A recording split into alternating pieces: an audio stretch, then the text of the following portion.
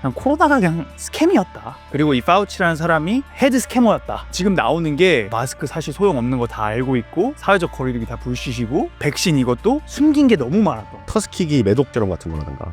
그게 뭐죠? 실험 1932년 미국 보건국에서는 터스키기에 흑인들이 매독에 많이 감염되었고 가난한테서 치료를 받지 못했다는 것을 알고 생체 실험을 하기로 했다. 말이 돼 이게? 물론 이거 기후조차도 여러 음모론이 있죠. 재밌는. 어떤 게 있죠? 뭐 조작? 대기 전리층에다가 전파라든가 이런 걸 쏴가지고 연구도 하고 뭐 이런 건데, 이거에 대한 이제 꾸준한 음모론이 이스파한 가뭄 한번 쳐보실래요? 우크라이나 사람들이 자기 나라를 위해서 싸우는 건 굉장히 대단한 일이지만은 차가운 자본주의가 돌아가고 있거든요. 드론 같은 것도 우크라이나 현장에서 시험을 하면은 이게 프리미엄이 붙어요. 막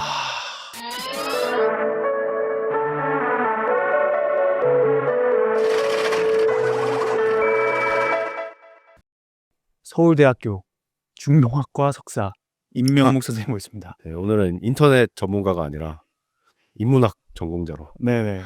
또 음모론 전문가시잖아요. 인문학을 공부하면은 음모론자가 안 될 수 없다는 것이 저의 입장입니다. 그래서 요즘 또 가장 큰 떡밥이 이 앤토니 파우치 지금 청문회가 일어나고 있지 않습니까, 미국에? 근데 이게 지금 내가 좀 들어보니까 그냥 코로나가 그냥 스캠이었다. 사실은. 그리고 이 파우치라는 사람이 그냥 헤드 스캐머였다. 그래서 조금 요거 좀 설명 같이 한번 풀어볼 수 있을까요? 조금 이걸로 한번 시작해보죠. 예. 일단 이 안토니 파우치라는 이 의사 양반이 보건국 뭐 이런 거에서 장이시잖아요, 그죠? 근데 이 사람이 코로나 때 이제 완전히 모든 걸 셧다운하면서 우리가 뭐 마스크 껴야 되고 사회적 거리두기 해야 되고 백신 뭐 긴급 승인 받아야 되고 이거를 완벽하게 다 밀어붙이신 분이잖아요. 근데 지금 나오는 게 그 털시 가버드라고 이제 디렉터 오브 내셔널 인텔리전스 이 사람이 파일을 다 공개한다. 얘 까발린다라고 했는데 이메일에 있었던 것들이 마스크 사실 소용없는 거 다 알고 있고 사회적 거리두기 다 불시시고 백신 이것도 숨긴 게 너무 많았던 거야. 그 2024년 청문회에서도 그냥 구라친 게 다 들통난 거야. 내가 생각했을 때 가장 좀 너무 말도 안 되는 포인트들은 어쨌든 백신이 긴급 승인이 나려면은 다른 약효들이 아무런 효과가 없다라는, 그러니까 마지막 정말 최후의 보류로 백신을 긴급 승인 받는 것이 이게 절차란 말이에요. 근데 그때 아이버맥틴이나 그때 한창 뭐 트럼프도 뭐 하이드로클로릭 뭐 그걸로 뭐 하면은 이제 뭐 코로나 좀 낫는다 해가지고 욕을 개쳐먹었었잖아. 근데 알고 보니까 그것들이 실제로 70-80% 효과가 있었던 거야. 근데 그거를 이제 다 숨기고 그런 애들을 이제 CNN이나 이런 정보국, CIA, FBI랑 같이 협업을 하면서 소셜미디어에서 뭐 조로건이나 이런 사람들이 저 아이버맥틴 맞았더니 훨씬 좋아졌던데요? 이런 얘기하니까 얘는 무슨 뭐 말에 마취제 뭐 이런 거 먹고 하는 그냥 개사이비 병신이다 이런 식으로 막 보도하고 뭐 그리고 또 호도하고 그래가지고 완전 조로건 또 막 병신 캔슬 하려고 했고 근데 알고 보니까 이게 지금 다 5년 뒤에 나타나는 게 이 사람이 그냥 스캐머였다. 뭐 우리는 다들 그분은 아니고 그 새끼 제프리 앱스타인을 다들 이제 알고 있기 때문에 이 영상을 보시는 분들이라면 아마 다 제프리 앱스타인 특집을 보셨을 거라 생각하기 때문에 맞아요. 모든 상상이 가능하다를 일단 전제를 하고 그 흥미로운 책이 나왔는데, 그러니까 이거는 막 이런 뭐 어떻게 보면은 기밀 해제라든가 청문회라든가 뭐 음모론이라는 거 여러 개 섞여가지고 아직은 되게 막 혼란하잖아요. 뭐가 진짜인지 가짜인지. 맞아. 뭐 어떤 거긴 한데, 근데 책 중에 In the COVID Wake였나? 뭐 그런 책이 있어요. 아직 읽어보지 못했는데 서평만 좀 봤어요. 코업령? 뭐 이건가요? 이게 이제 아마 제가 알기로는 프린스턴 대학교 출판부에서 나왔나? 네, 맞네. 그러니까 이런 미국의 대학 출판부들은 아무나 출간 안 시켜주거든요. 특히 이런 아이비리그나 뭐 이런 유명한 대학교 출판부는 지들 가오가 있어가지고, 그치. 자기들 그 내부 편집 회의에 철저한 그 심사를 거쳐가지고 코멘트도 엄청 깐깐하게 주고. 근데 이게 나왔다는 거는 이 사람들이 이거는 출간할 가치도 있고, 그 다음에 어느 정도 검증된 사실들을 바탕으로 써졌다는 어떤 합의가 있었다는 건데. 주류 학계에서도 인정을 하는 부분. 네. 보면은 이제 우리 정치가 왜 패배했나, 실패했나, 뭐 이런 거고. 서평 아직 안 봤기 때문에 저도 자세히는, 제가 지금 책 쓰고 있는 게 있어가지고 그것 때문에 이런 걸 볼 시간이 없는데 어쨌든 서평을 봤을 때 이 똑같은 얘기들이 막 나와요. 그러니까 이제 코로나가 처음에 터졌을 때 그 우리의 조치들 뭐 마스크라든가 혹은 거리두기라든가 락다운이라든가 이런 것들이 별다른 논의가 없이 그냥 막무가내로 그 일어난 것이었고 그리고 그 당시에 이제 그런 이거에 대해서 우리가 좀 신중하게 결정을 해야 된다. 플러스 집단 면역은 결국에는 출구일 수밖에 없다. 그러니까 다 그냥 걸려버려가지고 집단적으로 면역 형성돼가지고 탈출하는 거는 어떻게든 간에 모든 팬데믹의 출구는 이거밖에 없다라는 그런 그 의견을 제시했던 학자들에 대해서 의사들에 대해서 굉장한 어떤 낙인 찍기, 굉장한 비방과 공격이 가해졌으며 그것 때문에 이 코로나 뭐 락다운이라든가 여러 수많은 정책들의 그 비용, 그러니까 모든 정책은 실시를 하면은 그에 따르는 비용이 있어야 되는데 그걸 생각을 해야 되는데 그런 거 없이 그냥 이제 우석다짐을 했다는 거고 그 여기서 이제 중국 얘기도 이제 나오는 거죠. 그래서 유출? 그러니까 유출이 아니라 중국이 했던 게 딱 그거였잖아요. 마스크 강제하고 안면 인식하고 그다음에 거기는 우리나라보다 훨씬 심하게 했죠. 도시간 이동도 막 다 보고해야 되고. 맞아. 상하이 락다운 같은 경우 진짜 엄청났고. 이제 그런 것들을 보면서 이런 글로벌 엘리트들이 이 저자의 논지가 이건지 모르겠는데 그냥 제가 서평을 읽고 추측하는 거니까 그냥 나중에 좀 더 관심 있으신 분들 찾아보시면 될 것 같은데. 네네. 그러니까 중국이 이제 그런 방식의 어떤 감시 체제를 가지고 엄청난 국가 행정을 동원해서 시민 자유를 그냥 억압하고 이거 해내는 거를 보면서 글로벌 엘리트들이 우리도 저렇게 해야 되는 거 아니야? 라는 자극을 받았다. 그리고 그걸 바탕으로 사실은 이 서베일런스, 감시 체제 이런 것들이 굉장히 진화했다는 게 제 생각입니다. 그건 제가 그 두 번째 책에서도 썼죠. 코로나가 기점으로 어쨌든 감시 사회의 그 룸이 뭔가 훨씬 더 조여오는 그런 느낌이라. 그것도 있고 그 당시의 어떤 반응들을 보면은 우리나라도 그렇고 뭐 중국도 그렇고 약간 서방에서 이제 막 대응을 제대로 못하고 막 마스크 못 사고 막 이럴 때 엄청 이제 막 쟤네 왜 이렇게 후진적이든 미개하다 이렇게 했는데 제가 생각했던 건 뭐냐면은 그 안전과 편리함을 이유로 감시를 사실은 그러니까 감시를 할 때 국가 권력이 우리는 너희들을 전체주의로 빅브라더 하기 위해서 한다고 안 하거든요. 그렇죠. 너희들에게 안전과 복지와 편리를 제공하기 위해 한다라고 하죠. 그럴 때 우리가 과연 그걸 거부할 의지가 있긴 있나? 라는 게 이제 그걸 이 사건을 계기로 아마 좀 되지 않았나 싶고. 나는 그 당시에 가장 우리가 되짚어봐야 된다는 포인트가 셀프 폴리싱이 너무 심했어. 왜냐면은 우리가 그래서 막 그때 QR 찍고 뭐 레스토랑 뭐 음식점에 밥 먹으러 갈 때 QR 찍어야 되고 한마디로 모든 거에 출석 체크를 해야 됐잖아, 정부한테. 근데 그런 거를 안 하면은 서로 야 너 마스크 안 끼면 야 너 이게 되게 강했다라는 거야. 그러니까 뭔가 그 어소리티를 그냥 완벽하게 배를 까버리는? 난 그게 좀 되게 불편했던 포인트였거든. 제일 무서웠던 거는 그 초기에 나중에는 이게 너무 문제가 심해서 안 그랬는데 초기에 막 동선을 공개를 하면서 맞아. 그 동선 버스 누가 이거 탔는데 뭐 이 사람이 여기서 어디서 내렸고 막 이걸 다 공개를 했잖아. 그래가지고 막 그 뭐야 이 사람이 무슨 이태원에 있는 어떤 그런 게이클럽을 갔네 마네부터 뭐 여기서 이 여자가 뭐 노래방에서 일을 해가지고 어쩌고저쩌고 막 그런 거를 막 그 온갖 커뮤에서 사람들 그 몇 시부터 몇 시까지 트래킹한 거를 올려놓고 댓글에서 막 물고 뜯고 막 비난을 하는 게 사실 섬뜩하죠. 맞아 진짜 맞아. 그리고 이걸 뭐 집회에 대한 뭐 종교 그리고 그런 예배에 대한 그런 자유도 완전히 빼앗겼고. 자, 그래서 디지털 멍석마리라고 그때 썼었죠. 그 무슨 말이죠? 그러니까 멍석마리가 그거지 않습니까? 이 마을의 규칙을 어긴 사람에 대해서 그 멍석을 똘똘똘 말아가지고 두루마리로 그 몽둥이로 이제 흠씬 두들겨 펴줘서 정신 차리게 한다는 건데 그때 이제 했던 게 이제 그런 우리나라의 민속놀이 멍석마리를 전 국민들이 이제 온라인 스포츠처럼 즐겼던 거죠.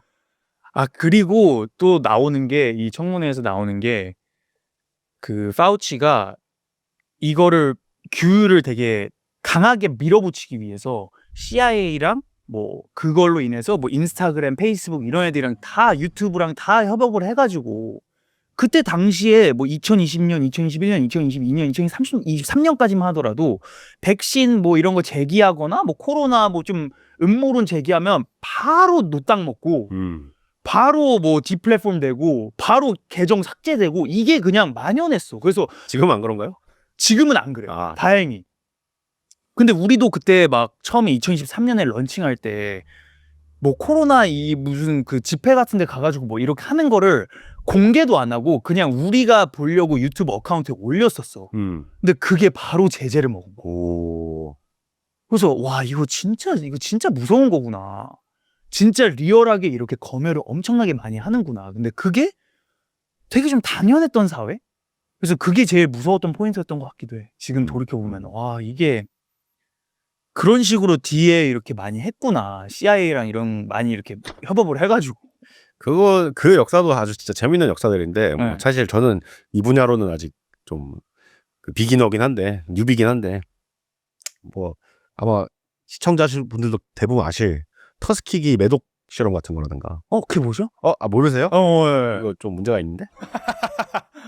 터스키기 매독. 매독이라면 그 성병? 예. 예. 이 사건이 이제 그 미국의 그 이제 흑인 남부에 이제 흑인들이 많잖아요. 블랙벨트, 뭐 아프리칸 벨트라고 하는데 그치. 옛날에 그 노예들이 플랜테이션 노예들 중에 많은 수는 북부로 떠났지만은 그냥 거기서 그냥 농사짓고 사는 사람들이 있단 말이에요. 거기에 대해서 그 미국의 정부였나 보건국이라 나오네. 보건국에서 또 다른 파우치? 예, 그 이제 병을 뭐 백신을 주겠다 뭐 아니면 뭐 이런 연구를 막 하겠다라고 한 다음에 진짜로 그 병원균을 주사를 한 거야. 이제 그러면서 그 관찰을 한 거죠. 막 거의 731 부대를 굉장히 비슷한 느낌의. 그러니까 이게 백신이라고 하고 그 매독을 넣은 거야? 네네네. 와. 한번 또 읽어보시죠. 잠깐만. 사건 전개. 실험 1932년 미국 공중보건국에서는 매독에 관한 연구를 진행하려던 중 터스키기의 흑인들이 매독에 많이 감염되어 있고 가난한테서 치료를 받지 못했다는 것을 알고 생체 실험을 하기로 했다. 이게 너무 띄잖아. 왜 그걸 알고 생체 실험을 하기로 했나? 말이 돼 이게? 즉 치료를 하지 않으면 매독이 얼마나 사람들에게 많은 영향을 끼치는지 관찰하기 위해서였다. 정부에서 파견된 의사들은 매독으로 고통받는 흑인들에게 당신들은 지금 악혈, 배드블러드라는 병에 걸려 있으니 치료해주겠다고 속여 주기적으로 체험하고 뇌척 수액을 뽑아 검사했으면 약이라고 속여 아스피린과 철분제만 줬다. 43년에 매독을 치료할 수 있는 페니실린이 나왔지만 이후에도 이 실험은 와 진짜 미친 새끼들이네 이거. 이게 맞아. 매독을 일단 아마 공식적으로 알려진 거는 매독을 주입한 게 아니라 그 매독 걸린 환자들한테 가짜 치료를 주지 않았다. 네, 가짜 치료를 했던 거였던 것 같아요. 근데 이게 약간 좀 뭐 여러 음모론들이 또 있죠. 진짜 주입한 거 아니냐 또 있고. 여기에 이제 가난한 사람들한테 어쨌든 매독이 있다라고 했지만 사실 어느 정도 미리 이거를 자기네들이 주입을 한 걸 수도 있다라는 음모론이 나오는 거죠. 예. 그니까 이게 근데 이 조직들이 계속 그대로 이제 갔을 테니까. 그니까 그냥 시작 자체가 계약질이네. 그러니까 이게 폭로가 되고 알려지고 뭐 이거 굉장히 유명한 사건이라서 그 백신 음모론의 거의 약간 거의 바이블 같은 거의 예, 제네시스 수준의 사건이에요. 요한 계시록 느낌. 예. 그러니까 그 우리나라 사람들이나 뭐 유럽 사람들이 미국인들 왜 이렇게 백신 안 맞으려 하냐라고 막 하잖아요. 미개하다. 그게 물론 진짜 중요한 백신들을 맞아야죠. 저도 이제 백신 맞고 이렇게 생존해 있는 거고. 저도요. 때. 네. 근데 미국의 맥락에서 보면은 진짜로 정부가 이런 짓을 한 것이 있고 그것이 폭로됐고 사실 제대로 뭐 책임이 잘 안 져진 면이랑 그 다음에 어디까지 이게 된 건지 뭐 알려지지 않은 건 얼마나 많을지 막 이런 것들이 공포가 막 있으니까 미국에서 특수한 그런 어떤 있는 거죠. 백신에 대한 그 공포심이. 아니 그러니까 이거를 읽으니까 생각이 나는 게 파우치가 어쨌든 백신을 긴급 승인을 받으려고 아이버맥틴이나 다른 그런 대안 약품에 대한 효력을 완전히 호도를 했단 말이에요. 그게 이거랑 뭐가 다르냐는 거야. 그걸로 인해서 백신을 아직 못 맞고 진짜 코로나 때문에 아팠을 사람들이 몇백만 명이 있었는데 그 사람들한테 아이버맥틴을 줘야 되는 그런 보건국의 의장으로서의 그런 본부는 아예 잊어버리고 뭔가 내가 mRNA 백신을 개발을 해가지고 노벨상을 탈 거야라는 거에 그냥 미쳐가지고 그거를 그냥 없애고 또 제약회사들의 배를 불리기 위해서 그걸 한다는 게 이거랑 뭐가 다르냐는 거야 사실. 그렇죠. 그러니까 이런 뭐랄까 국가 기구들이 단순히 뭐 어떤 그러니까 차라리 미국의 어떤 패권이라든가 뭐 이런 걸 위해서라도 하면 안 되지 기본적으로. 그 목적 자체가 뭔가 미국의 패권 뭐 이런 것도 아니고 그 뭔가 그 기업들 돈 불려주기 위해서 했다는 게 너무 불쾌하게 만드는 거죠. 그러니까 왜냐면 사적 업체들이니까. 그러니까 좀 비슷한 걸로 또 이제 역사를 또 하자면은 네. 그 소련 스베르들롭스크 이게 동네 이름이 어려운데 네. 스베르들롭스크 탄저균 누출 사건이라는 게 있어요. 탄저균 유출 사건. 예. 뭐죠? 탄저균이면은 탄제르 디지즈인가? 소련의 스베들롭스크에 있는 소련군 연구시설에서 실수로 방출되었다. 또 다른 레블리크야 이거. 그러니까 이게 그 소련은 그 거의 이제 엄청난 군사 국가였기 때문에 병력 수만 500만 명이었고 전성기에 그러다 보니까 군에서 또 이제 미국과 3차 대전을 준비해야 되잖아요. 그러다 보니까 이제 미국에서 막 또 그런 식의 CIA라든가 뭐 국방부에서 이런 걸 한 것처럼 그 소련도 이제 비슷한 걸 한 거죠. 그래서 그 뭐야 이거는 뭐 단순 실수 같긴 해. 왜냐면 러시아 사람들이 워낙 좀 황당한 실수를 많이 하는 민족들이라. 어쨌든 간에 그 생물학 연구, 그러니까 생물병기 연구 시설들이 있긴 있었어요. 네. 그래서 그 천연두 같은 경우도 박멸을 했지만은 제가 알기로 아직도 러시아랑 미국에는 하나씩 있습니다. 그 자료용으로. 그런 식으로 해가지고 여기도 이제 그 소련군이나 뭐 그런 쪽에서 관리하는 그런 어떤 생물 연구소에 그런 병원균들을 이제 저장을 해놓고 있었는데 제가 알기로는 아마 환풍기를 잘못 조작해가지고 탄저균이 그냥 도시로 쫙 나가버린 거예요. 그래서 막 사람들이 이제 막 탄저병 걸려가지고 막 죽기도 하고 막 그러니까 사고가 나니까 그때 이제 이걸 실수로 했으면은 이거 얼마나 이게 파장이 크겠어요. 그래서 그 위키에도 나와 있지만은 속인 거죠. 그러니까 그 KGB라든가 뭐 이런 정보 당국에서 개입을 해가지고 이거는 뭐 무슨 병 뭐 이런 게 아니라 그러니까 병이 맞는데 그 병의 원인이 그 스베르들롭스크 도시에서 그 뭐랄까 인근 축산시설에서 오염된 고기들이 이제 유통이 돼가지고 지금 이런 병들이 돌고 있는 거라서 그래서 막 그때 이제 시민들 전체 대상으로 그 축산 검역 뭐 철저히 하자 그다음에 막 고기 같은 거 막 이제 오는 거 딱 막아가지고 그러니까 시민들 안심을 시킨 거죠. 그렇게 기만을 해가지고 그리고 이제 소련이 해체되고 알려졌죠. 이거 사실은 사고였다고 유출 사고였다고.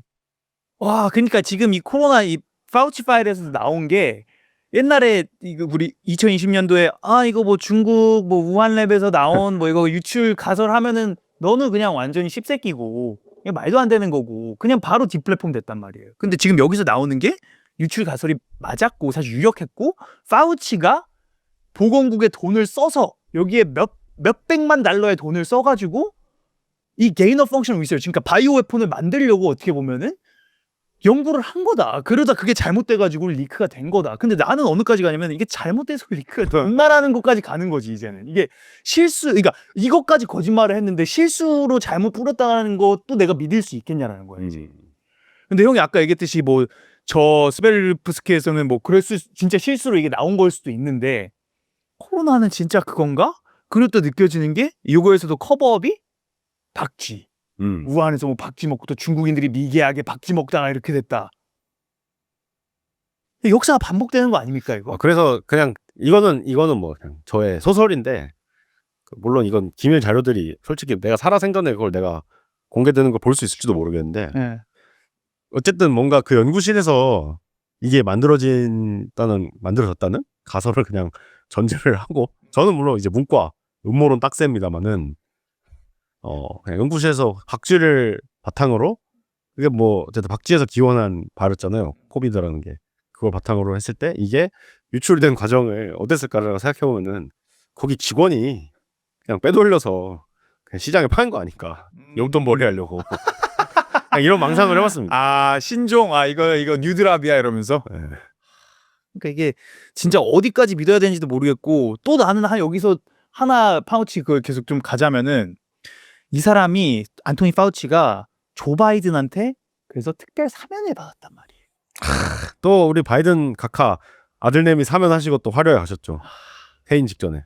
근데 나는 여기서 어쨌든 이제 전 세계적으로 우파를 지지하는 사람들이면 한국도 마찬가지고 뭔가 트럼프 트황이 뭐 이거를 어떻게 뭐 부정선거도 뭐 까발려 줄 거야 뭐 아니면은 뭐 이거 파우치도 이 트럼프 황제님이 뭐 어떻게 해줄 거야 다시 이제 특별사면 풀어가지고 하겠지. 근데 막상 이제 오피스에 들어와서 하는 짓은 이거 대통령 특별사면은 이거 대통령의 굉장히 특이한 권유고 나는 이거 리스펙할 거야. 그리고 심지어 그때 이제 막 이렇게 되게 긴급하게 백신 했던 것도 이거는 파우치가 잘한 거고 이런 식의 되게 인돌싱까지 하더라고. 뭐 백신 본인도 여러 번 또 승인 많이 하셨고, 맞아. 그리고 뭐 본인과 이제 연계돼 있는 그런 어떤 자본 권력들 중에 이런 바이오 섹터랑 또 거대 제약 기업들이랑 연결돼 있는 게 많기 때문에, 그래서 미국에 대해서는 뭐 사실 전 세계 어느 국가나 비슷하다고 생각해. 정치 세력들이 막 갈라져 있는 건 사실 다 그냥 우리 개돼지들을 위한 그 게임이고 실제 안에서는 그냥 다 한패 아니냐라는 그런 뭐 그런 게 맞지 않나. 그니까. 좀 보면은.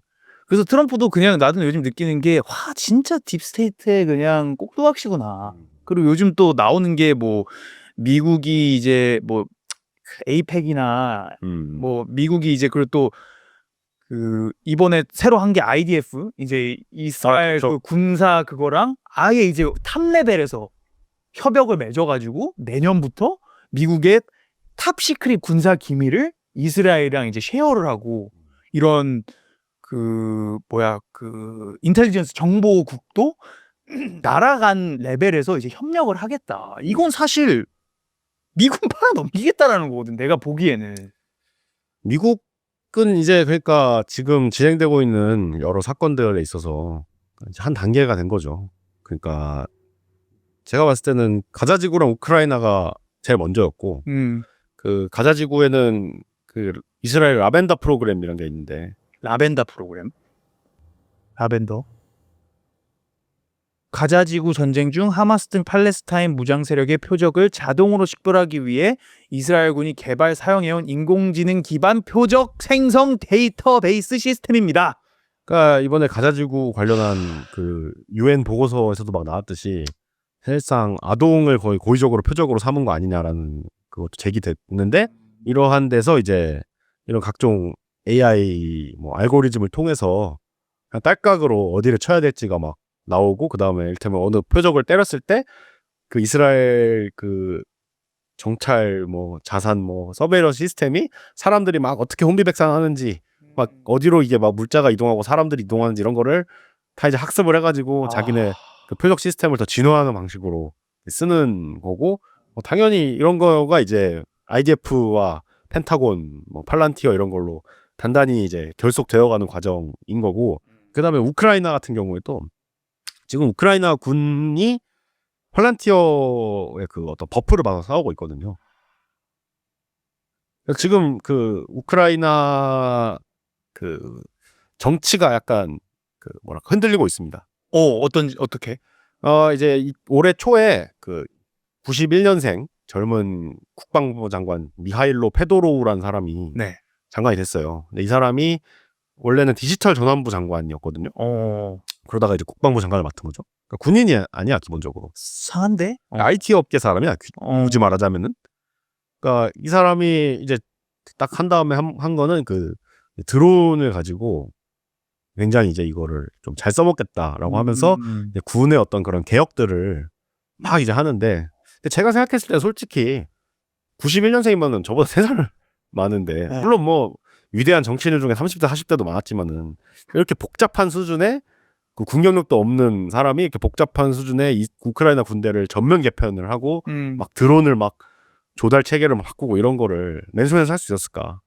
배후에 누가 이제 어떤 무조건 서포트를 아주 많이 해주지 않았을까? 그래서 이 사람이 그 드론을 가지고 이제 한 게 그 러시아에 있는 주요 정유 단지들을 딥스트라이크 한 거죠. 그러니까 몇백 킬로미터 후방에 있는 정유 단지들을 막 때리면서 러시아를 괴롭히는 걸 하겠다고 한 건데, 이번에 그 모스크바 막 그 한 것도 이것 때문인가? 예. 이 사람이 잘렸어요. 그 우크라이나 지금 총사령관, 지금은 아니고 총사령관으로 있던 사람이 올렉산드르 시르스키라는 사람인데, 이 사람이 아니 이거 이렇게는 못한다 우리가. 야 지금 우리 우크라이나 군대가 90만 명인데 100만 명인데 어떻게 네 명령을 듣고 딸깍 버튼만으로 드론을 움직이는 최첨단 병으로 만들겠냐고. 그리고 그 야전 현장에서 이거 병력 지키면서 그 요새들 지켜야 되는데 아직 낭만이 있으신 부모? 예. 이거 좀 아니다. 이거 지켜야 되는데 너가 이거 하는 식으로 하면 명령 체계가 다 꼬여가지고 그 전선이 무너질 수도 있다. 이거 못한다라고 해서 그 이 총사령관 시르스키랑 그 부하들의 집단 반발을 젤렌스키가 받아들여서 이 페도로를 잘랐어요. 페도로를 자르니까 이제 우크라이나 사람들이 시위를 굉장히 많이 했죠. 아니 지금 우리가 전쟁 발리고 있다가 이 젊은 IT 장관 와가지고 러시아 막 지금 두들기고 있는데 이 똥별들이 이 시르스키 이거 소련식 교육받은 사람 아니야? 참고로 시르스키 우크라이나군 총사령관 시르스키의 부모님은 모스크바에 살고 있습니다. 그리고 시르스키는 고향도 러시아입니다. 뭐 어쨌든 그러니까 이제 너 소련식 교육 받고 뭐 이래가지고 그냥 뭐 병력들 막 녹여버리는 거 빼고는 막 무작정 투입하는 거 빼고는 할 줄도 모르는 거 할 줄 아는 거 없지 않느냐 하면서 굉장히 이제 시위가 많이 일어나고 있어요. 근데 나는 이거에 대해서 저는 시르스키 장군이 더 합리적이라고 생각하는 게 화려한 드론 전으로 막 하면은 당장은 홍보하기는 좋을지 몰라도 우크라이나 입장에서 중요한 건 자기들 땅을 안 뺏기는 거고 그러려면은 전선에서 구르는 보병들이랑 장갑차 이런 것들이 단단히 박혀 있어야 되거든요. 그거를 위한 보급 체계들이 제대로 작동을 해야 되고. 그러니까 그런 거는 무시를 하면서 드론 막 띄우니까 이제 러시아 막 이제 막 난리 났다. 이런 썸네일 장사 영상들만 막 흥하고. 이런 거가 그러면 이게 전쟁 수행에 있어서 과연 본질적으로 좋은 것인가? 그렇다면 여기서 한번 질문을 해야 되죠. 이럴 때는. 그 누구의 이익을 위한 것인가? 그치. 라고 했을 때 우크라이나 전장이라는 게 이미 사실은 우크라이나 사람들이 자기 나라를 위해서 싸우는 건 굉장히 대단한 일이지만은 안타깝게도 차가운 계산, 차가운 자본주의가 돌아가고 있거든요. 그러니까 서방의 어떤 정찰, 표적, 탐지 그런 알고리즘 당연히 여기서 학습하고 우크라이나 전투병들 데이터들 여기서 학습하고 드론 같은 것도 우크라이나 현장에서 시험을 하면은 이게 프리미엄이 붙어요. 실전 검증된 거라고. 그러면서 이제 이란 전쟁에도 막 써먹는 거죠. 그런 것들을. 그러면은 사실상 우크라이나 현재 보면은 병력이 모자라가지고 이를테면 우리가 지금 여기서 커피 사러 그냥 나갔다가 그냥 봉고차에 끌려갈 수가 있어요. 가만히 있다가 그런 것들이 지금 굉장히 많아요. 맞아. 강제 진집, 버스 강제 진집이라 해가지고 그냥 남자들이 길거리 돌아다니다가 먹이를 노리는 징집관들한테 막 그냥 그대로 이제 끌려가서 이제 훈련소 오맹 선생님처럼 훈련소 들어가게 되는 그런 현장이 일어나고 있는데 그것들이 사실상 나라를 지키는 어떤 의미가 있으면 좋겠으나 그리고 실제로 그런 것도 맞으나 이걸 가지고 계속해서 알고리즘 개선하고 드론 팔아먹고 뭐 이런데 이제 이득을 보는 그 차가운 이속들이 굉장히 많다. 그러니까 이게 이 모든 것 코로나 이 전쟁 그리고 뭐 팔란티어 뭐 이런 걸 다 합치면서 봤을 때 결국에 내가 느끼는 거는 좌우는 허상이다. 그리고 이 정치판 자체가 그냥 또 다른 뭐 카니발 이런 느낌인 것 같고 내 생각에는 게다가 기후도 있지 않습니까 이제. 오늘 날씨 진짜 죽여주는데. 예. 기후 변화에 대해서도 여러 이야기가 있죠. 참고로 저는 뭐 인간 효과가 크다고 보는 사람입니다. 글로벌 풋노트 넣기 글로벌리스트의 학설을 지지를 합니다. 왜냐하면 제가 로마일 클럽에 탑승하시는 로마 클럽 탑승하고요. 제가 서울대에서 또 지리학을 전공을 했기 때문에 복수 전공으로 이거는 약간 조금 아직 나의 믿음을 깰 수는 없는 것 같아. 어쨌든 간에 나도 이건 아직 정확히는 잘 모르겠어.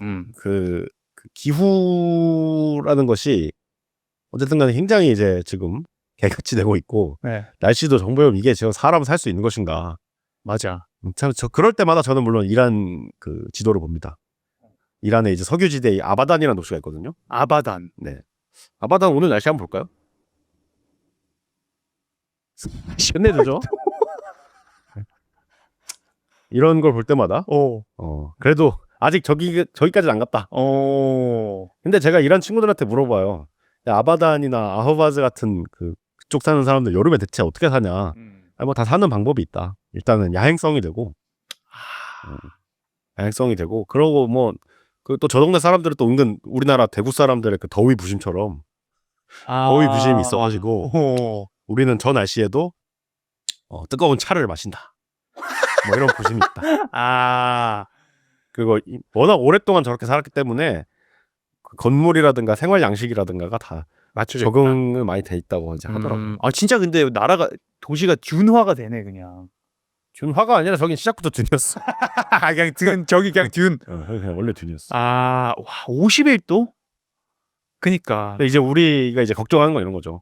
남조선도 진짜 이렇게 되면 어떡하나. 오늘 40도 넘냐 마냐 막 서울 그 40도 돌파 아닌지 막 얘기 나오는데. 물론 이거 기후조차도 그 여러 음모론이 있죠. 재밌는. 어떤 게 있죠? 뭐 조작 이런 건가요? 하나는 조작이고 네. 하프라고 하는 HAARP 맞죠? 예, HAARP. 이거 하프라고 있는 거 맞나? 맞아요. 어쨌든 간에 이게 그 대기 전리층에다가 네. 뭐 전파라든가 이런 걸 쏴가지고 뭐 연구도 하고 뭐 이런 건데 이거에 대한 이제 꾸준한 음모론이 이거 가지고 뭐 기상 조작을 할 수 있냐 않냐.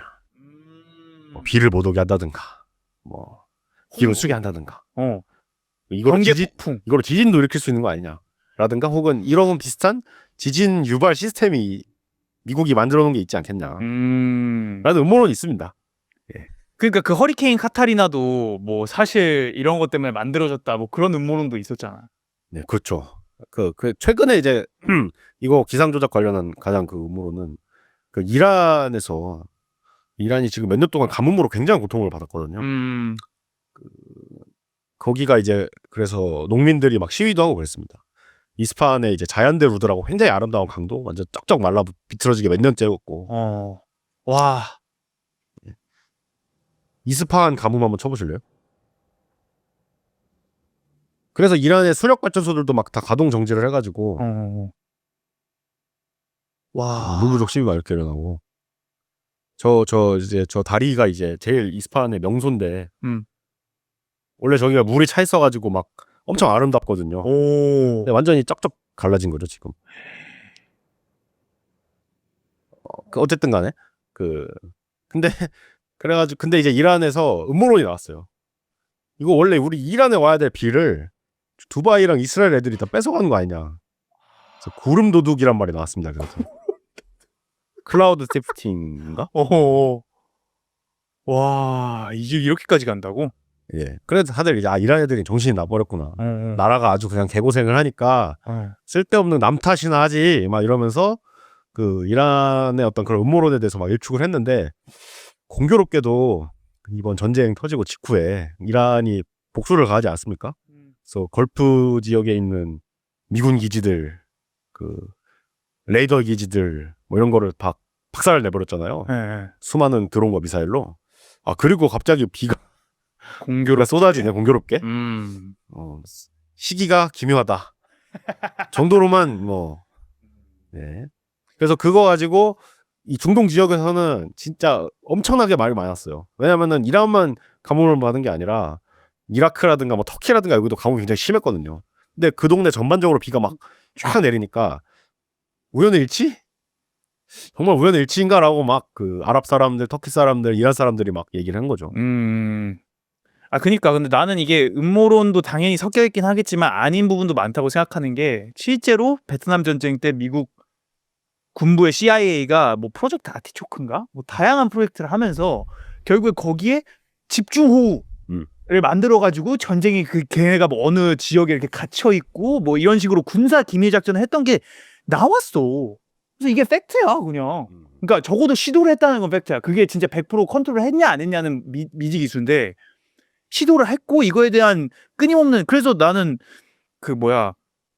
이렇게 비행기 뜨면은 이렇게 그거 캠트레일 있잖아요. 네네. 그것도 나는 옛날에는 이게 미친놈이었단 말이야. 캠트레일 하면은 진짜 너 그냥 포첸이구나 이거였는데. 그래서 그 음모론도 있어.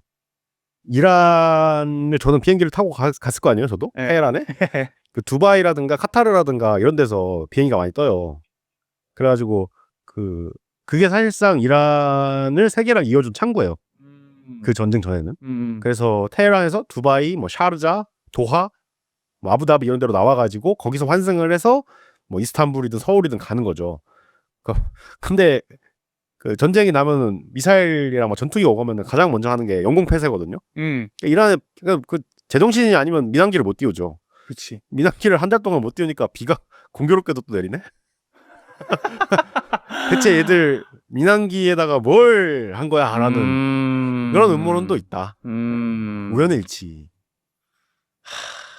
그래서 지금 어쨌든 지금 우리가 지금 뭐 한 몇십 분 동안 쑥 훑은 게 전반적인 내가 봤을 땐 공통적인 테마가 있는 것 같거든요. 결국에는 배후 세력이 있고 이게 역사적으로 계속해서 반복이 되는 어떠한 패턴인 거잖아요. 이게 내가 봤을 때는 뭐 베트남 전쟁 뭐 이런 것도 다 마찬가지고 코로나 그 전에 뭐 이런 러시아 유출부터 시작해가지고 뭐 KGB, CIA 이게 결국에는 딥스테이트로 연관이 되는데 우리가 오늘 이제 또 시작하려고 하는 게 또 임 선생님 모셔서 서울대 석사님 모셔가지고 박사도 아니고 석사로 자랑하는 거 좀 너무 쪽팔리긴 하다. 하려고 하는 게 학석사님 모셔가지고 하려고 하는 게 흑역사 테라피를 저희가 지금 기획을 하고 있지 않습니까? 아 그쪽 우리 전 교주님이 뭔가 세상의 희망 가능성을 얘기하시는 당신이 있다면은 테라피를 했자면은 저의 전공은 그 혁명, 내전, 숙청 이런 거기 때문에 그런 방향을 한번 살려서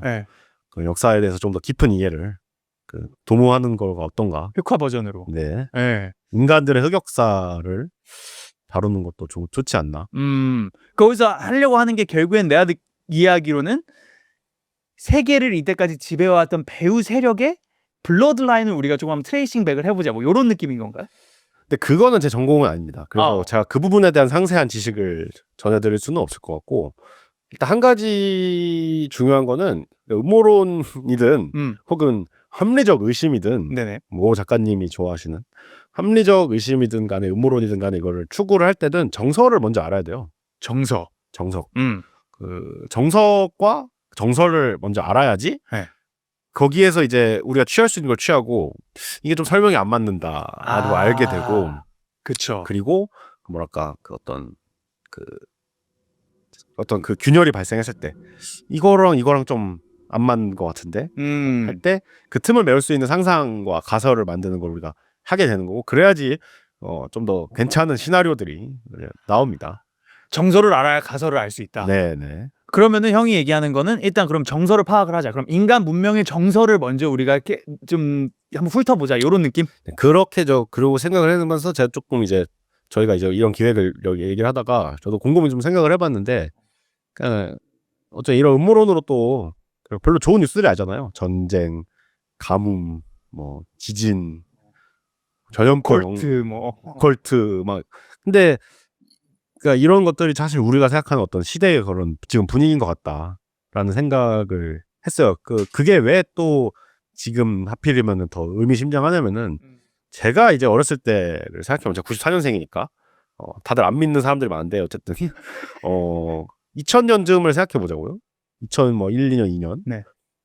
전 세계적으로 아주 해피했습니다. 9.11 테러 같은 사건도 있었지만은 소련이 망한 다음에는 다들 잘 될 거라고 생각했어요. 맞아. 경제도 계속 올라가고 있었고 뭔가 문화도 낙관적이었고 2002 월드컵 우리나라는 월드컵 있었고 뭐 그다음에 Y2K 버블 꺼지면서 이제 뭐 많은 사람들이 이제 포토맥강으로 가셨지만은 그러나 계속해서 이제 주가도 오르고 있었고 근데 점점 뭐랄까 2008년 금융위기 이후에는 이게 정상화도 안 되는 것 같고 게다가 이제 코로나 터지고 러우전, 이란전 뭐 기후 위기 막 이런 거 막 나오니까 사람들이 이게 진짜 인류 망하는 거 아니냐. 게다가 AI의 도래까지. 맞아.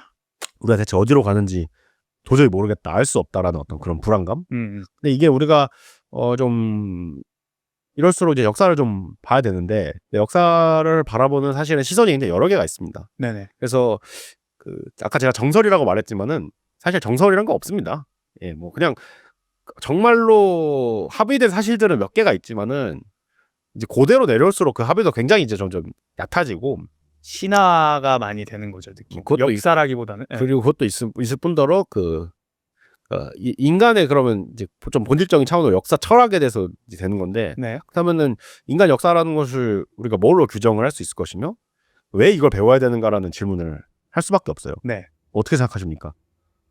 저는 역사가 반복된다고 믿기 때문에 우리의 어떤 본질적인 이해 그리고 그것 난 요즘 좀 종교에 많이 빠져 있으니까 이런 좀 근본적인 우리의 상성 이 인간의 그런 좀 텐덴시 같은 것들을 이해하는데 역사가 가장 좋다라고 생각이 들죠. 그러니까 이게 최근에 어떤 유행을 하고 있는 관점이 된 거예요. 왜냐하면 2010년만 생각해봐도 2012년, 3년 요 무렵만 하더라도 인간의 역사는 발전한다라는 게 우리 굉장히 많이 깔려 있었거든요. 그러니까 역사는 직선적으로 하나의 방향성을 향해서 쭉 간다. 그게 어느 종착점을 알 수 없지만은 계속해서 발전을 한다. 이건 뭐 전교주 계몽주의 특집 같은데 막 나올 텐데 쉽게 말해서 이런 역사 철학, 발전론, 직선사고론이라는 게 처음 나왔을 때는 인간들이 뭔가 이거 우리가 사는 세상 달라진 것 같아라는 걸 처음 느낀 거예요. 그래서 옛날에는 우리가 맨날 똑같이 사는 것 같았는데 점점 세상이 나아지는 것 같네. 와, 이대로 계속 나아지면 어떤 세상이 펼쳐질까? 라고 하는 그런 낙관주의가 있었던 거고, 그게 절정에 달했던 게 소련 망하고 나서 한 20년 정도 20-30년 정도 펼쳐진 코로나 전까지 그 시대의 정신인 건데, 우리가 이제 그게 전혀 아니라는 거를 지금 보고 있잖아요. 맞아. 막 뭔가 지금 꺾이는 것 같기도 하고, 아니면 정말 세계가 막 진짜 이상해지는 것 같고, 이럴 때일수록 뭔가 더 옛날에 그게 맞지 않았나? 그러니까 이런 발전이나 직선적인 그런 역사를 상정하는 게 아니라 세상 사는 거 어차피 똑같았었고 돌고 돌아 순환한다는 거죠. 반복되고 인간이 별로 깨우치는 것도 없고 그러면서로 이제 개인의 어떤 그런 수양이라든가 이게 더 중요해지고. 맞아. 예, 맞아. 삼국지 연이죠. 삼국지가 시작할 때 이제 그렇게 시작하거든요. 합친 것은 나눠지고 나뉜 것은 합쳐진다. 그러니까 이게 이제 과거의 사람들이 역사를 바라왔던 생각인 거예요. 그러니까 지금 뭔가 엄청나게 이 제국이라는 것이 잘 나가 보여도 언젠가는 이 수많은 역사책들을 읽어봤을 때 이것도 언젠가 망할 수밖에 없고. 맞아. 지금 개차반인 것처럼 보여도 다시 이제 기회를 잡고 올라갈 수가 있다. 라는 어떤 그런 게 이제 옛날 사람들의 18세기 사람들이 유럽 사람들이죠. 세상이 졸라 발전하는 것 같아 라는 어떤 그런 느낌을 처음 받았을 때의 이전에 사람들의 생각은 이랬던 거죠. 그러니까 근데 여기서 우리는 근데 또 이런 얘기를 해봐야 돼요. 근데 진짜로 이 순환사관이라든가 인간 안 바뀌다 휴먼 네버 체인지스를 받아들일 경우에는 사실 우리가 지금 이렇게 에어컨을 틀고 편하게 이 수많은 시청자분들과 이런 얘기를 전할 수도 없는 거잖아요. 그쵸. 분명히 인간 역사가 바뀌는 건 있다. 맞아. 발전하는 것도 맞아. 그래서 우리가 이 역사 철학을 생각할 때는 인간론의 차원에서 갈 수밖에 없고, 이게 결국에는 이게 다 똑같은 성경에 나오거든요. 또 옛날 사람들의 사고방식, 하늘 아래 새로운 거 없다. 전도서인가에 아마 나옵니다. 그러니까 과연 정말 하늘 아래 새로운 게 없는가? 아니면은 아니다. 에어컨만 봐도 얼마나 새롭냐. 인간은 계속 AI가 대표적이죠. 정말 상상하지 못했던 거고, 그러니까 정말 인간은 계속 어쨌든 그래도 앞으로 나아가고 있다라는 이 두 가지의 사상들의 어떤 충돌. 사실 저는 뭐 당연히 둘 다라고 봅니다. 그러니까 인간은 계속해서 나아가는 면도 있지만은 전혀 바뀌지 않은 면이 있기 때문에. 맞아.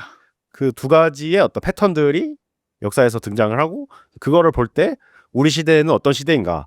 옛날의 시대와는 이런 거는 분명히 같았던데 이런 건 정말 달라지는 것 같다. 이거를 우리가 좀 더 상세히 볼 수 있고, 거기서 이제 이 딥스테이트, 사악한 딥스테이트 음모를 식별을 더 잘할 수 있다. 왜냐면은 뉴 월드 오더락이 뭡니까? 과거의 패턴을 끊어버리고 뉴 월드를 지들이 만들겠다는 거잖아요. 그치. 그러면 좀 흑역사 테라피를 통해서 저희가 그걸 식별할 수 있는 그런 눈까지 장착할 수 있는 굉장히 좋은 기회가 아닙니까? 제가 그걸 할 수 있는지는 조금 봐야겠는데. 네. 어쨌든 간에 인간 문명이라든가 역사라든가가 어떻게 전개되었는가, 오늘날의 세계를 우리가 어떻게 이제 여기까지 오게 됐는가에 대해서 그냥 뭐 스토리 라인을 좀 알면은 좀 더 다양한 시각을 갖고 남들이 주입하는 생각보다는, 물론 이것도 제가 주입하는 생각일 수 있어요. 근데 어쨌든 간에 독립적인 조금이라도 여러 개 스트리 사고적이진 않다. 그러니까 우리가 한식, 중식, 일식이 있어야지, 서양식도 있어야지 우리가 메뉴를 고를 수 있잖아요. 계속 한식만 먹으라고 하면은 좀 물릴 때도 있잖아요. 그렇죠. 그리고 퓨전 음식도 우리가 만들어 볼 수 있는 거고, 그런 다양한 관점들. 그리고 또 전제를 해야 될 거. 이제 주로 이제 그럼 역사를 생각하실 때 아까 이제 순환사관, 발전사관 뭐 이런 거 얘기했지만은 네. 그 역사의 주체가 있다고 생각하세요? 역사의 주체 그게 무슨 말이죠? 그러니까 이 인간 그 역사라는 게 결국에는 뭐 여러 가지가 있는데 그 인간 개별 인간이든 집단이든 간에 이 사람들이 지지고 볶고 싸우는 그 시간에 따라서 지지고 볶고 싸우는 과정을 역사라고 하는 거잖아요. 그렇죠. 그 조준호의 역사, SPNS의 역사, 임명묵의 역사도 그런 거죠. 그러니까 나라는 인간이나 이 채널이라는가가 어떻게 이제 왔다 갔다 지지고 볶고 서로 싸우고 막 발전하고 아니면 또 한번 위기도 맞고 막 이런 걸 다루는 거잖아요. 근데 이제 인간 역사에도 그런 게 있냐는 거죠. 그런 주인공이라는 게. 예수님? 이거 완전 그 중세 사관인데. 중세 사관인데 좋습니다. 그런 거 좋아요. 근데 우리가 이제 생각하는 거. 보통은 별로 우리가 이런 질문을 살면서 이런 쓸데없는 질문을 안 해본 적 없어. 예, 뭐 생각하잖아요. 개 쓸데없잖아요, 솔직히. 근데 우리에게 있어서의 무의식적인 주인공은 국가입니다, 국가. 특히 민족 국가. 그치. 왜냐면은 한국 사람들에게 있어서 역사의 주인공은 그냥 한민족이에요. 맞네. 예. 왜냐면은 우리가 배운 게 그거니까. 그래서 세계사를 배울 때도 이 세계사의 어떤 흐름 속에서 한국이 어떻게 발전을 해가냐를 상정을 하게 돼요. 나라가 그걸 주입하는 거예요. 국민을 NPC로 이제 만들어야 되기 때문에 좋은 의미에서 국가가 까라면 까고 세금 내라면 내고 군대 가라면 가고 해야 되려면은 이제 그걸 가르쳐야 되는 거죠. 오더를 만드는. 예. 뭐 전혀 나쁜 게 아니고. 근데 어쨌든 우리가 그걸 인식할 때는 항상 이제 그 자기네 그 자민족 중심주의가 낄 수밖에 없다. 이게 이제 역사를 바라볼 때 버려서도 안 되지만 뭐 우리는 내가 한민족인데 한민족의 역사를 버릴 수 없잖아요. 근데 전체적인 그림을 그릴 때는 그 이 문제가 항상 껴들어요. 그러면서 이제 그 약간 그런 역사가 한민족이 주인공이 되면은 우리 신채호 선생님께서 네. 아와 비아의 투쟁이란 말을 하지 않습니까? 나와 너의 투쟁이다. 자꾸 그러면은 이 선악이 생겨요. 껴들어요. 그치. 그래서 우리 민족은 당연히 착한 민족이고 우리 민족이 잘 나갈 때는 우리의 그 위대한 진취성이 발현된 거고 와 광개토대왕 영토확장 이러는 거고 일본이 우리를 먹을 때는 저 사악한 침략 근성을 지닌 외놈 새끼들 이렇게 되는 거죠. 중국이 우리를 막 그 어떤 침공을 해올 때는 그 이제 저 중화 저놈들이 막 오만한 중화 사상 이러지만은 우리가 일본에 유교를 전해줄 때는 선진 조선 문명을 전해줬다고 하는 거고. 그러니까 이게 이중잣대가 발생하고 그 주인공과 NPC 선과 악으로 역사를 바라보는 게 그 이 민족 역사에서 필연적으로 생겨요. 미국 사람들도 당연히 그렇게 생각하고 미국 역사라 캐나다 역사를 보시면은 그 나라가 어떻게 형성되었는지 일단 그거를 쭉 다루잖아요. 그렇죠. 그래서 미국 사람들의 역사관이라는 건 기본적으로 이제 자기네가 이제 인류 문명의 정점이고 진보를 자기들이 주도하고 있다는 관념이 있는 거거든요. 고대 문명 시작해서 고대 그리스로 가서 로마로 가서 프랑스, 영국을 거쳐서 미국으로 와서 지금 미국이 이걸 하고 있다. 그래서 이제 앞부분에는 그 서양 문명사를 쫙 배우는 거고 이제 그 독립을 한 다음부터는 그러니까 식민지가 만들어져 독립한 다음부터는 미국이 어떻게 발전했는지를 쫙 이제 배우면서 이제 여기서 이제 그 적들이 생기는 거죠. 저 영국 놈들 우리 지배했으니까 꺼져. 그리고 러시아 놈들 저거 안 되는 그 나치 히틀러 이 새끼 이거. 그리고 일본 놈들 이거. 그래서 세계를 전체주의로 지배하는 놈들 다 때려 부수고 소련도 이제 딱 막아주고 다음 적은 누구냐? 오사마 빌라덴인가? 뭐 이란인가 하다가 차이나 뭐 이렇게 가는 거죠. 그치. 중국도 마찬가지고 러시아도 마찬가지고 독일도 마찬가지고 자기들을 다 이제 나라들은 이제 그런 생각을 한다. 이거에 대해서 근데 대략적으로는 1970년대 이후 조금 더 멀리 가자면 한 1940, 50년대 이후긴 한데 그때부터 뭔가 역사학자들이 이걸 이렇게 쓰면 안 될 것 같아. 라는 어떤 문제의식을 가집니다. 주체를 그렇게 그 국가주의적으로 정립을 하면 안 된다. 그렇죠. 왜냐하면은 한 국가라는 게 그게 사실 얼마 되지도 않는 거고 전체 인류 문명 사회에 비하면 한 만 년 정도 되잖아요. 그렇죠. 그리고 인간 공통의 경험을 쓰는 게 필요하지 않냐? 라는 어떤 그런 학파들이 등장을 합니다. 여기서부터 가면은 이제 뭐 프랑스 아날학파 2세대 페르낭 브로델과 뭐 시카고의 윌리엄 맥닐과 마셜 호지슨의 월드 히스토리 학파부터 엘프레드 크로스비의 생태사까지 막 가는데 예? 이거를 얘기하면은 다 이제 시청자들이 도망갈 거기 때문에 네네네. 그냥 생략하고 어쨌든 간에 제가 이제 되게 20대 때 관심을 갖는 건 이런 부분이었어요. 좀 더 문명적으로 바라봐야 된다 이거. 인류 전체 문명을 주인공을 그냥 인간 전체로 보자. 인간 종으로 보자. 이 행성 지구에 사는 인간이란 존재가 어떻게 퍼져나가고 어떻게 문명을 만들고 어떻게 서로 다른 국가들을 언어들을 만들고 종교를 만들고 싸우고 그러다가 이렇게까지 발전을 했는가. 와 너무 흥미로운데 이거? 이 관점에서 보면 세계는 지금 어디로 가는가. 마음속으로는 다들 일장이 돼서 나를 괴롭히는 일진들을 다 이제 내 발 앞에 이제 무릎을 꿇리는 망상을 하는 것도 인간의 본성 자체가 지배를 통한 자신의 영역 확장, 자원 확보, 더 나은 번식 기회에 대한 열망 같은 것들이 있기 때문이라는 거죠. 얘기 들으니까 우리가 음모론을 진짜 그만큼 좋아하는 게 지배와 그 지배 구조에 그만큼 우리가 현혹이 되게 되어 있다라는 거잖아. 인간 진화에 대한 여러 가설들이 있다. 쉽게 말해서 인간이 도구를 쓰게 되면서 다구리가 졸라 치명적이 됐다는 거예요. 결정적으로 이제 원거리 공격이 가능해진 게 되게 중요하다는 말이 있어요. 내가 충청도에 살고 있어요. 강원도 사람들이 갑자기 우리 동네를 몰려와가지고 농사를 짓겠다고 정착을 하고 꺼지래. 이러면 죽기 살기로 싸우게 되는 거예요. 영토와 분쟁이 결합됐을 때 인간이 가장 극단적으로 처절하게 싸우고 가장 비슷한 거는 개미들의 전쟁이다. 그래서 SPNS 정멸 신호로 바뀌었습니다. 네,